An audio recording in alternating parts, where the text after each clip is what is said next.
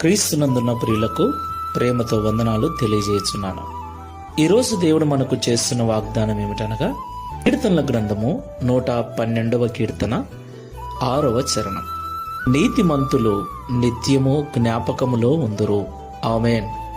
నా ప్రియమైన సహోదరి సహోదరులారా, ఈ లోకంలో జీవిస్తున్న మనమందరము కూడా కుటుంబాలుగా, సమాజముగా, సంఘముగా జీవిస్తూ ఉన్నాం.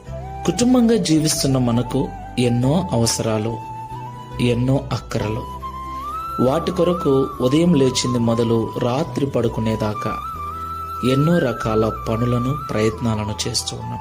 ప్రియులారా, మన అక్కరలో, మన అవసరతలలో, మన పనులలో, మన ప్రయాణాలలో దేవుడు మనలను జ్ఞాపకం చేసుకోవాలి అంటే మనము నీతిమంతులమై ఉండాలి.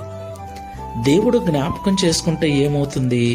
అవును, ఆయన జ్ఞాపకాలలో మనం ఉన్నట్లయితే ఈ లోకంలో మనము పడే ప్రయాస వ్యర్థము కాకుండా, మనము చేసిన కష్టము నష్టముగా మారకుండా, మన కష్టార్జితము పరలోపాలు కాకుండా దేవుడు దానిని కాపాడతాడు.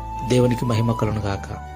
అంత మాత్రమే కాదు ప్రియులారా, దావీదు గారు అన్నట్లు, నేను చిన్నవాడనై ఉంటిని, ఇప్పుడు పెద్దవాడనై ఉన్నాను.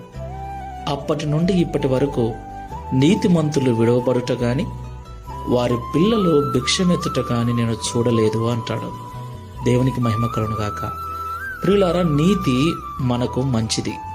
నీతిగా జీవించటము మనకు మాత్రమే కాకుండా మన పిల్లలకు కూడా క్షేమాన్ని ఇస్తుంది. నీతి మనల్ని ఘనతకెక్కిస్తుంది. నీతి దేవుని జ్ఞాపకాలలో మనల్ని ఉంచుతుంది. ఎవరు మర్చిపోయినా దేవుడు మనల్ని మరువక మనకు నిత్యము సహాయం